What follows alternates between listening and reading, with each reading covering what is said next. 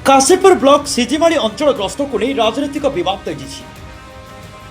युव कांग्रेस राज्य सभापति रंजित पात्र ओडिशा प्रभारी महेश देशमुख प्रस्तावित सिजिमाड़ी गस्त प्रशासन पक्षर अनुमति मिलना।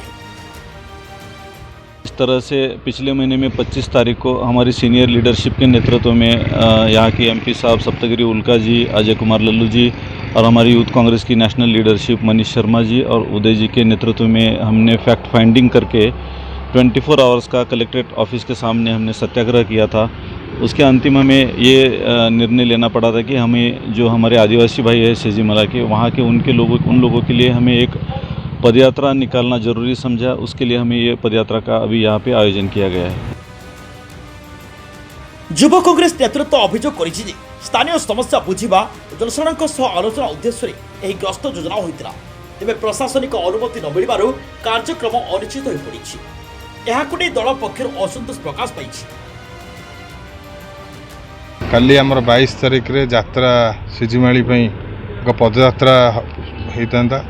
कलेक्टर एवं एसपी दुई जन प्रशासन एवं परमिशन दौना किंतु ये लड़ाई युव कांग्रेस जारी रहिबो एवं पदयात्रा को जारी रखिबो। युव कांग्रेस आगामी दिन में जारी रखिबो, एबे मध्य जारी रखिबो। निश्चित भाव में कांग्रेस को रिपोर्ट होईची एवं सेंटर जो माने आसीथिले एवं ऑल इंडिया प्रेसिडेंट अध्यक्ष आमर उदयभानु चीफ महोदय एवं आमर all India incharge Manish Sharma महोदय एवं आमर ओडिशार इंचार्ज महेश देशमुख सर महोदय समस्ते मध्य आसीथिले। आ पूर्व 2 दिन अनशन आम बसीलु एवं आमर 11 दिन धरी एवं पदयात्रा जारी रही किंतु कलेक्टर एवं एसपी आमको परमिशन दौना किंतु एक संघर्ष लोकों जल जंगल जमी लोकों आम निश्चित भाव में लड़ाई युव कांग्रेस जारी रखिबो।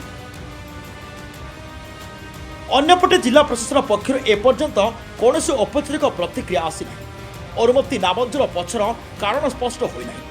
सिजिमाड़ी अंचल दीर्घ दिन खनिज प्रकल्प और स्थानीय विरोध को नहीं चर्चा रही। एपरी स्थिति में युव कांग्रेस ग्रस्त बातिल होगा घटना स्थानीय राजनीति को सरगरम कर। आगामी दिन में दलर परवर्ती रणनीति उपरे समस्त नजर रही। रायगढ़ काशीपुर मनोरंजन शतपथी रिपोर्ट फोकस प्लस।